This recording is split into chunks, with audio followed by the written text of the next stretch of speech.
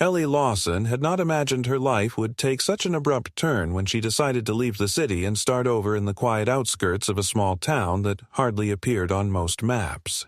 After a bitter divorce and years of working in a corporate environment that drained her energy and spirit, she felt compelled to seek a place where silence was not something stolen between car horns, but a constant presence that allowed her thoughts to breathe.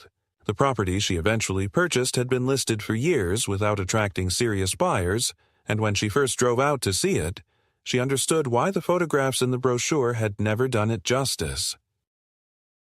The land stretched wide across a low valley, surrounded by old sycamores and elms, with a narrow creek cutting through the middle, and the only way to reach the farmhouse from the road was by crossing a weathered wooden bridge that curved in an elegant arch, the kind of structure one would expect to see painted on postcards or preserved in a museum of rural Americana.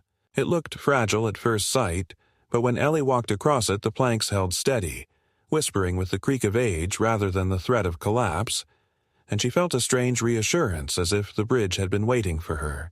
The real estate agent, a cheerful man in his 40s who had clearly recited the same phrases hundreds of times, assured her that the bridge was included in the parcel, and that it had been inspected enough times to remove any doubt about its safety.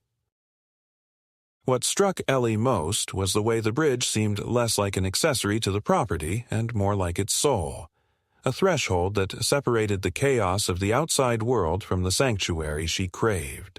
Once she crossed it, she felt that she had entered a space with its own rhythm, detached from the relentless demands of the life she was leaving behind. The farmhouse itself was modest, 2 stories with peeling paint and shutters that needed repair, but Ellie was not searching for perfection.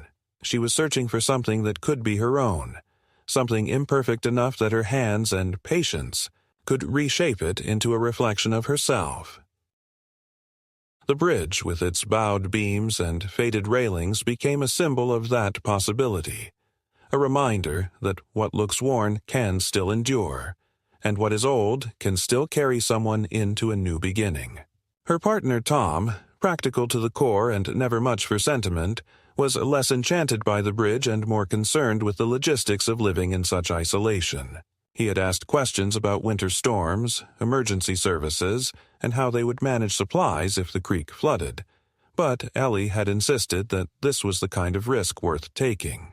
They were not adventurers chasing danger. They were 2 people trying to carve out a quieter life, and she believed that the property, with its mixture of solitude and stubborn endurance, would give them the foundation they needed. When they signed the papers and received the keys, Ellie felt a weight lift from her shoulders.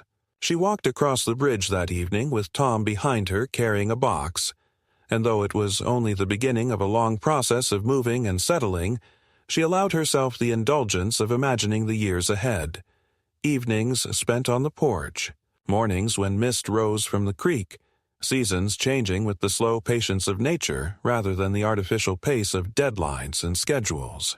She had told Tom, half joking and half serious, that the bridge was not just part of their property, it was the spine that held the land together, and by extension it would hold them too. Neighbors in the area were scarce, with properties spread far apart and separated by woods or stretches of farmland. Ellie considered this an advantage, as she had no desire to replicate the claustrophobic atmosphere of suburban subdivisions where every conversation seemed to become gossip. Still, she understood the necessity of building at least cordial relationships with whoever lived nearby. It was with this thought that she noticed, on their 3rd evening at the house, an older woman walking her dogs along the road beyond the bridge, pausing to glance toward the property with an expression that lingered too long to be casual curiosity. Ellie waved, attempting friendliness, but the woman did not wave back, only gave a small nod before continuing, her stride purposeful, her posture rigid. Tom dismissed it as nothing. Country people valued privacy, he said, but Ellie could not shake the impression that the woman had been measuring something, as though she were not simply observing new neighbors but appraising the land itself. Despite that moment of unease, Ellie's days quickly became filled with the labor of transition. The house demanded attention. Floors to be scrubbed, walls to be patched, windows to be coaxed open after years of neglect. Yet, even in exhaustion, she felt satisfaction. The bridge, too, demanded work, though of a gentler kind. She swept away dead leaves, hammered down a loose nail, and tied fresh ribbons to the faded posts as if performing a small ritual of welcome. In the evenings, she and Tom would sit by the creek, listening to the water slide over stones, the bridge casting a long shadow in the setting sun. She sometimes wondered how many people had crossed it before her, what burdens or joys they had carried, and though she had no answers, she felt connected to them, bound by the simple act of stepping across wood above water.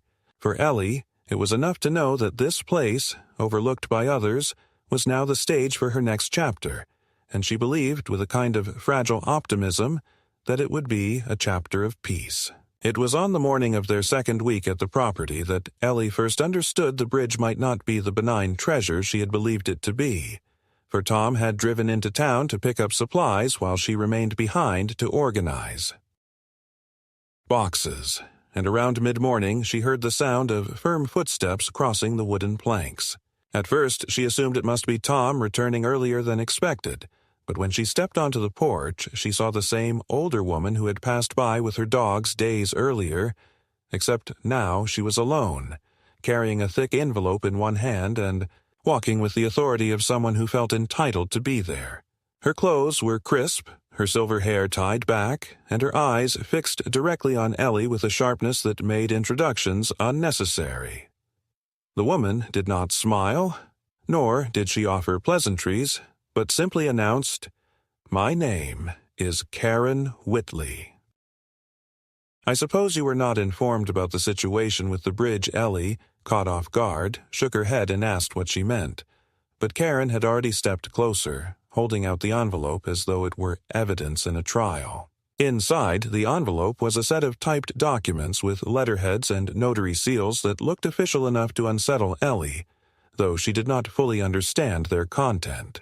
Karen explained with the slow patience of someone accustomed to being believed that the bridge was not, in fact, part of the property Ellie and Tom had purchased, but a family structure, built generations ago by the Whitley family and preserved, through what she called historic easement rights.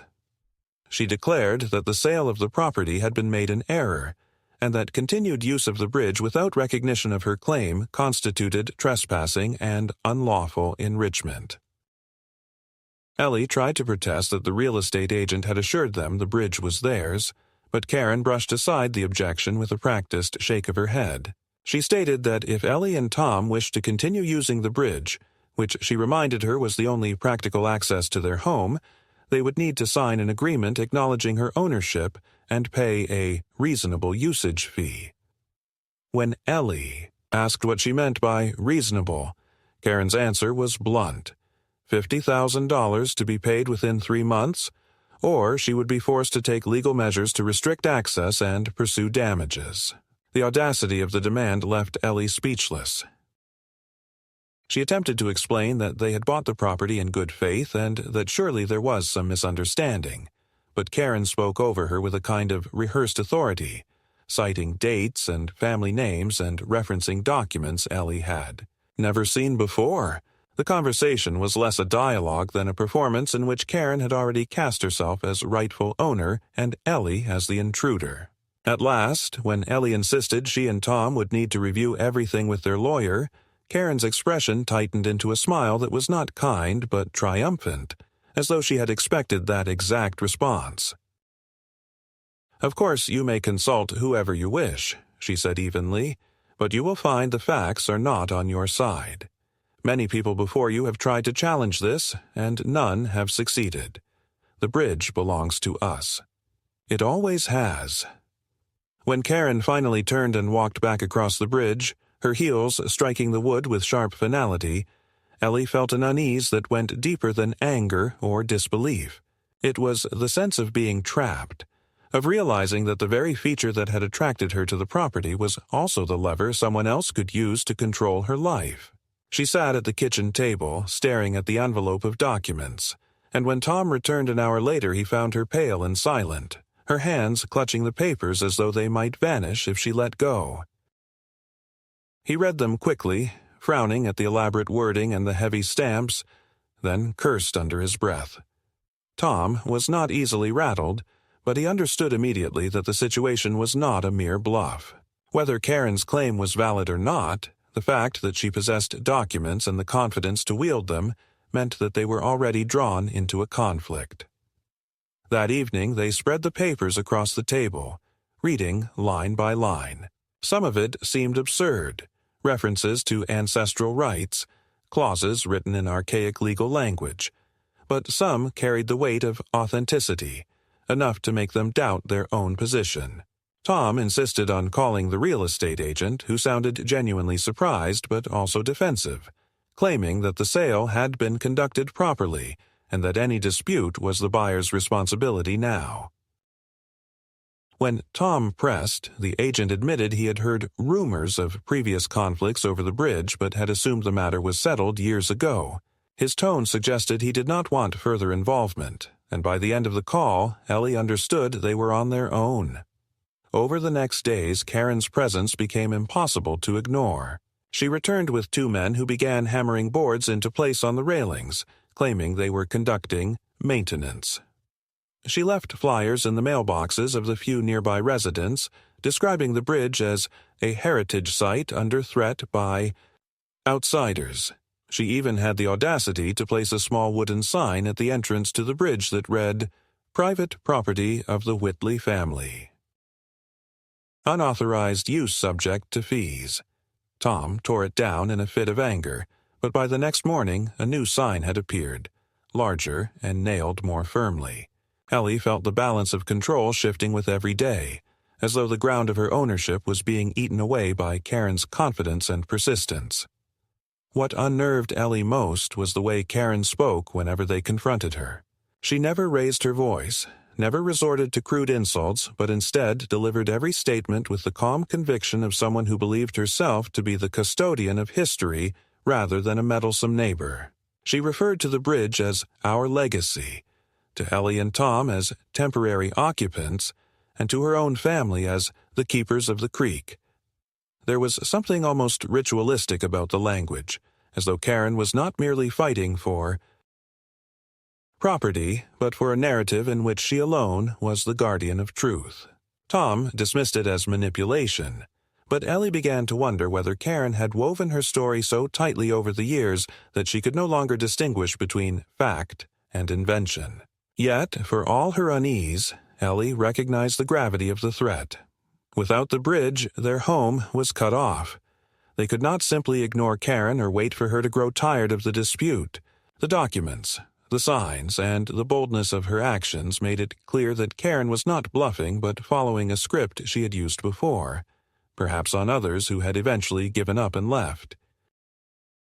Ellie did not know yet how they would fight back, but she understood, with a heaviness that settled into her chest as night fell over the valley, that the bridge she had once seen as a symbol of freedom had become the opening shot in a battle for possession, one she and Tom could not walk away from without losing the life they had only just begun. The days that followed were marked by a tension that grew heavier with each sunrise, as though the land itself had begun to resent their presence, and Ellie could feel the bridge transforming from a cherished threshold into a battlefield where every plank and railing carried the weight of a dispute she had never sought. Tom tried to project confidence, speaking of lawyers and court filings, yet Ellie knew he was unsettled by the way Karen moved with such assurance, never hesitating, never appearing uncertain, as if she already knew the outcome and was merely waiting for them to realize they had lost. The first true escalation occurred one gray morning when Tom, returning from town with a truck full of lumber, found the bridge blocked by two concrete barriers placed neatly across the entrance, each marked with a spray-painted warning, "Closed, until debt settled." The barriers were not makeshift, but heavy, clearly delivered by machinery, and Tom spent hours struggling to move them while Ellie watched helplessly, her stomach twisting with the realization that Karen had the means and the will to cut them off entirely whenever she wished. That night, exhausted from the effort of clearing the path, Tom pounded the table and declared they would take Karen to court, But Ellie could sense his frustration was less about legal strategy and more about the humiliation of being trapped by a neighbor's audacity. He spoke of gathering evidence, of hiring a surveyor to confirm the property boundaries, of filing for an injunction, but all of it required time and money they had not planned to spend. In the meantime, Karen's presence loomed over them like a shadow that refused to fade. She began walking across the bridge daily, as though to remind them of her dominion, sometimes stopping in the middle and standing silently, gazing at the farmhouse with an expression that suggested she was imagining it already in her possession. Ellie tried speaking to her once more, hoping for a flicker of compromise, but Karen received her with a smile so polished it was nearly a sneer, repeating calmly that the fee was non-negotiable, and that any further use of the bridge without payment would accumulate penalties.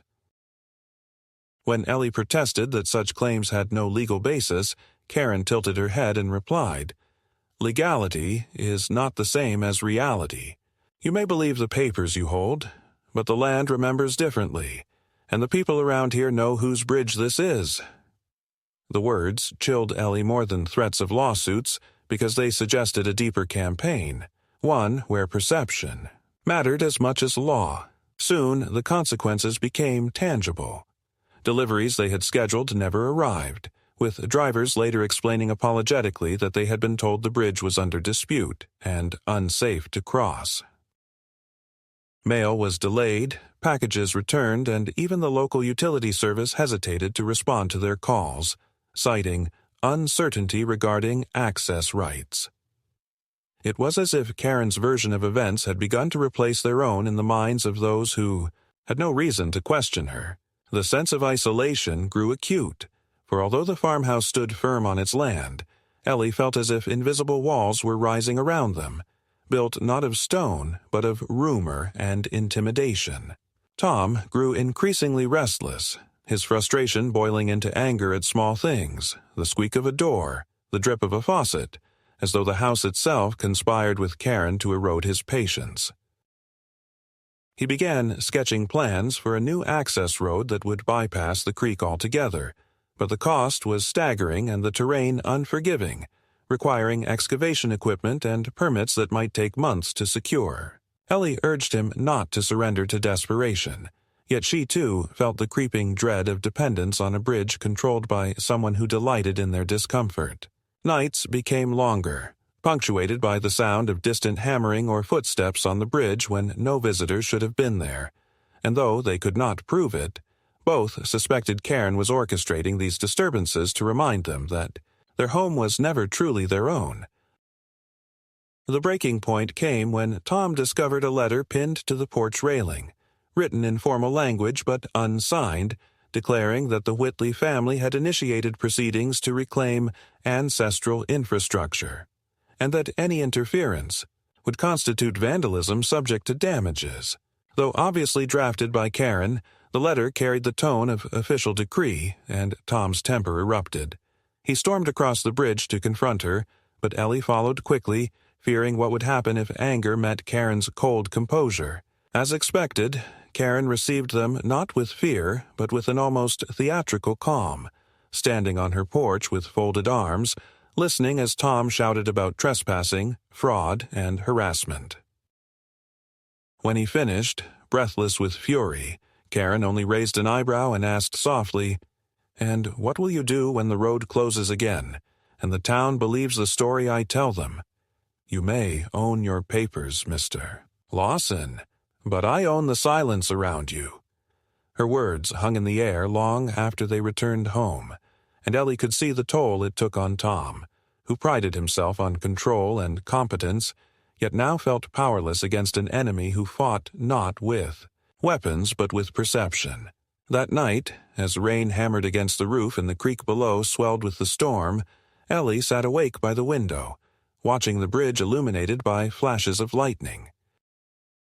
She imagined it not as wood and nails, but as a stage on which a conflict was unfolding, one that was no longer about property or money, but about who would endure longer, who would bend first. In that moment, she realized that the escalation had already shifted the balance. Karen was not trying to prove her claim, but to exhaust them into surrender, and unless they found a way to resist the slow grind of her campaign, the bridge would eventually become her victory, whether the law supported her or not.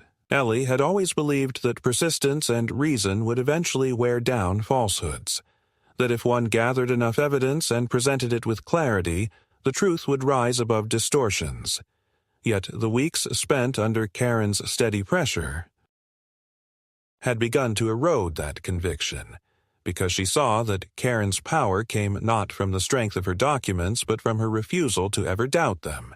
And in a small community where few people bothered to verify claims, conviction often outweighed fact.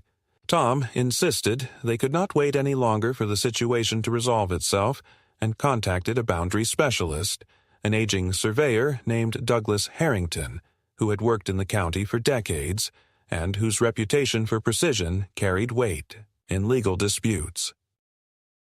When Douglas arrived with his worn leather case of instruments and a gaze that suggested long familiarity with contested lines, Ellie felt the first stirrings of hope since the conflict began, though Karen appeared at the bridge within hours of his arrival, watching from a distance with folded arms and a faint smile that suggested she considered his presence irrelevant. Douglas worked methodically, staking out points, measuring distances, comparing old plats with the latest satellite data, and Ellie followed him across the property like a student desperate for a lesson. What reassured her was his calm certainty. He explained how the creek had shifted slightly over decades, but the legal boundaries were tied not to the wandering of water, but to fixed markers recorded in county archives, and according to every measurement, the bridge lay wholly within Ellie and Tom's parcel. He promised a full report complete with certified maps and references to official deeds, the kind of documentation no folklore or rumor could overturn. For the first time, Ellie imagined confronting Karen not with anger or pleading but with incontrovertible proof, and the thought steadied her nerves. Yet the breakthrough came not only from Douglas's work but from something unexpected in the farmhouse itself. While clearing an upstairs storage room, Ellie discovered a locked metal cabinet that previous owners had apparently abandoned, its surface rusted, its keyhole stubborn. Tom forced it open with a screwdriver, and inside they found stacks of folders yellowed with age, correspondence between owners, repair invoices, and tucked among them a packet of letters tied with string. The letters dated back more than 30 years and were written by the family who had owned the farm before selling it to the last occupant. Reading them by the dim light of a desk lamp, Ellie felt as though she had stumbled into a diary of frustrations. For the letters spoke again and again of disputes with the Whitley family, describing how Karen's father had claimed the bridge as part of their legacy, how neighbors had grown weary of endless arguments, and how eventually most chose to yield rather than continue the exhausting battle. One letter in particular struck Ellie like a blow. It contained a notarized acknowledgment signed by Karen's own father in the mid-1980s, relinquishing all claims to the bridge after a settlement with county officials. Holding that paper, Ellie realized that Karen's authority was built not merely on distortion, but on deliberate amnesia, a refusal to recognize the very record her own family had once accepted. The discovery transformed Ellie's perspective.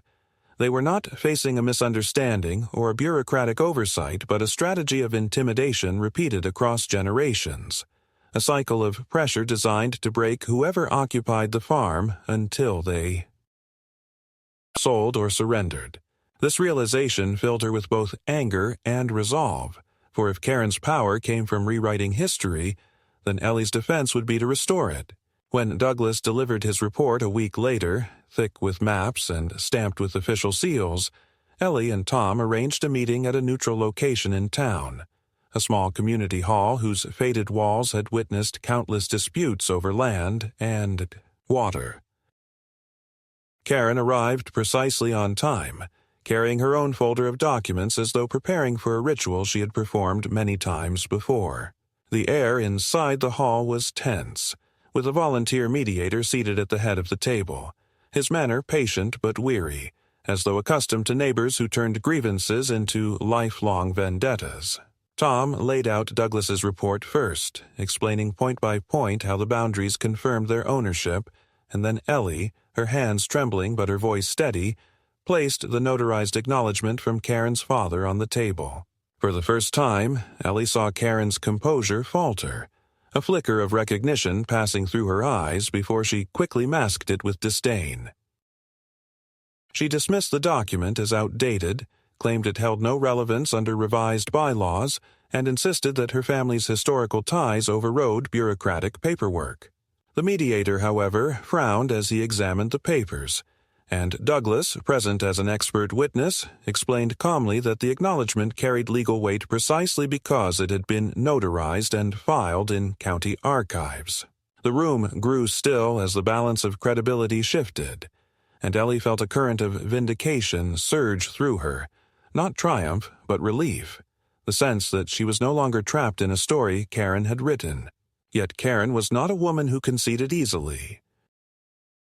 She leaned forward, her voice low but sharp, and accused Ellie and Tom of desecrating heritage, of treating sacred ground as though it were mere property, of failing to understand that some things could not be measured in maps or deeds. She spoke with the intensity of belief, weaving phrases about legacy and memory, and though the mediator reminded her the matter was about property law, Ellie sensed that Karen had already retreated into a world where proof was irrelevant.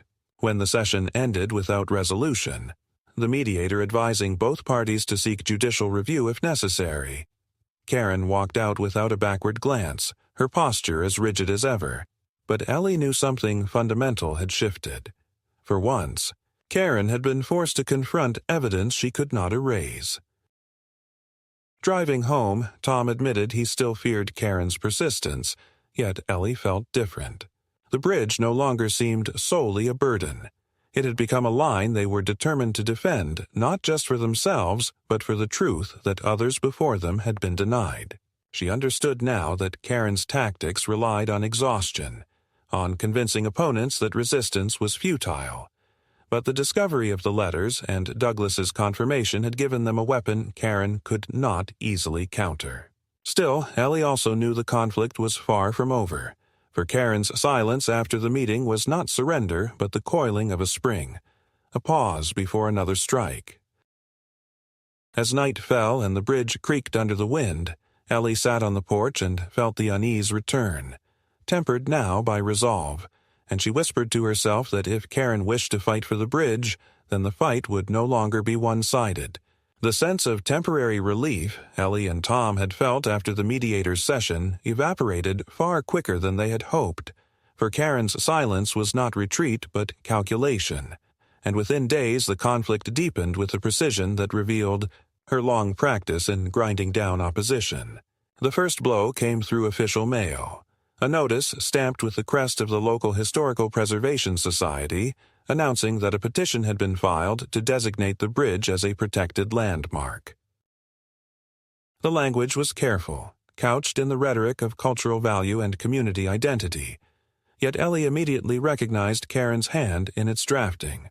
The designation, if approved, would not transfer ownership, but it would place heavy restrictions on use, maintenance, and alteration, essentially stripping Ellie and Tom of authority while preserving the illusion that their deed still mattered.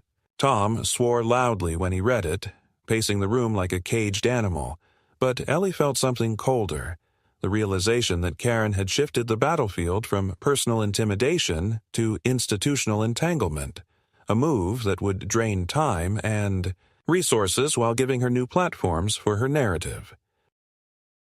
What unsettled them further was the way neighbors, previously indifferent, began to echo Karen's language. A man from a nearby farm whom Ellie had barely met stopped her in town and asked whether it was true they planned to tear down the historic Whitley Bridge, though she had never uttered such a thing. At the hardware store, another customer muttered about outsiders who did not respect heritage. These whispers, growing into assumptions, revealed how effectively Karen seeded her version of events, and Ellie began to feel the isolation tighten like a rope. Even the clerk at the post office, once friendly, now handed her packages with a strained smile as though weighing her guilt by the pound. Meanwhile, the practical harassment escalated.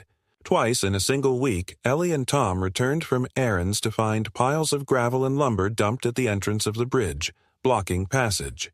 The deliveries had been ordered under their name, but without their authorization, leaving them responsible for clearing the mess. When Tom called the suppliers to demand an explanation, they replied that the orders had been placed by phone, with details only someone familiar with the property would know. Though he insisted it was fraud, the suppliers shrugged, claiming they had simply followed instructions. The cost of removing the debris came from their pocket, a quiet drain on their resources that stung more for its pettiness than its price. Ellie tried to resist despair by focusing on the evidence they had gathered, the surveyor's maps and the old acknowledgement letter, yet she sensed that Karen's goal was never to win in a courtroom, but to make life so intolerable that leaving became easier than fighting. The truth, though valid, did not shield them from daily exhaustion. Tom grew irritable, snapping at small mistakes, and their evenings together became punctuated by silence rather than conversation. Ellie herself began to wake in the night, listening for imagined footsteps on the bridge, her dreams filled with images of boards splitting under her feet, of the creek rising to swallow her. Then came the maneuver that turned frustration into something approaching dread. A letter arrived from a local bank informing them that a lien had been filed against their property in connection with disputed easement fees.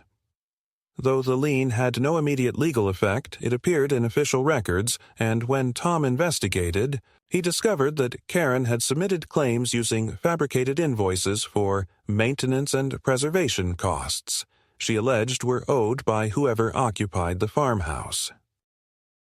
The documents included photographs of the bridge with captions implying that Ellie and Tom had neglected repairs, thereby endangering a supposed heritage site.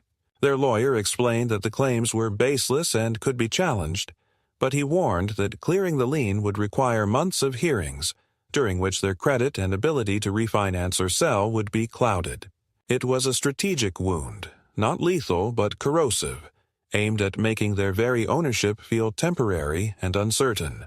Ellie felt fury boiling inside her, but she also recognized something else in Karen's tactics, a perverse patience, a willingness to play the long game.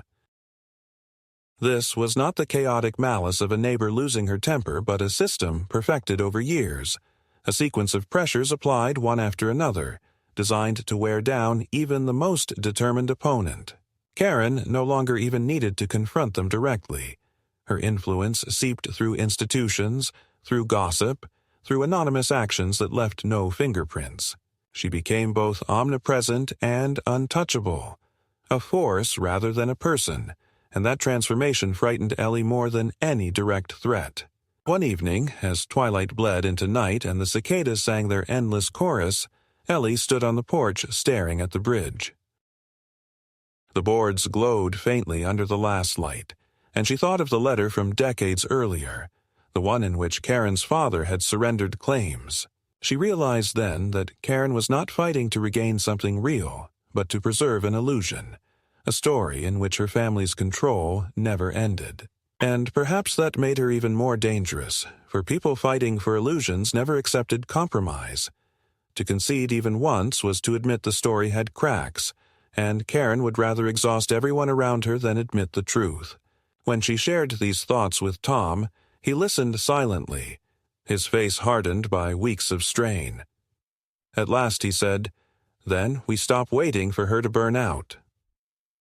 We hold on longer than anyone else ever did. We don't give her the satisfaction of breaking us." Ellie nodded, though she knew endurance alone would not suffice. They would need to transform their defense from mere resistance into something that could outlast the erosion of rumor and bureaucracy. For now, though, as darkness settled and the creek whispered below, she clung to the conviction that they were still on the bridge's side of history, even if Karen's shadow loomed larger with each passing day. The breaking point arrived not with the slow drip of another letter or petition, but with a spectacle staged so boldly that Ellie realized Karen had grown confident enough to escalate in plain sight, as though daring them to resist. On a bright morning when the creek shimmered under the sun, Ellie stepped outside to find a group of strangers gathered at the bridge, some with cameras, others with notebooks, and at their center stood Karen, speaking with the practiced cadence of a lecturer. She was leading what she described as a heritage tour, recounting tales of her ancestors who had allegedly built the bridge plank by plank after returning from war, painting the Lawsons as negligent outsiders who threatened to erase history. The sight of strangers photographing their property while nodding solemnly at Karen's every word made Ellie's chest tighten with rage. Tom stormed forward, demanding that they leave, waving the deed and shouting that the land was private. But Karen raised her hand in a gesture of authority, declaring that the bridge was already under consideration for protected status, and that their presence was both lawful and necessary.